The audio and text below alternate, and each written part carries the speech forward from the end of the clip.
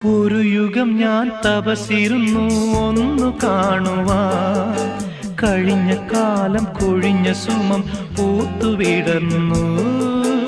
ഒരു യുഗം ഞാൻ തപസിരുന്നു ഒന്നു കാണുവാൻ, കഴിഞ്ഞ കാലം കൊഴിഞ്ഞ സുമം പൂത്തുവിടർന്നു. മൂകമാമെൻ മനസ്സിൽ ഗാനമായി നീയുണർന്നു.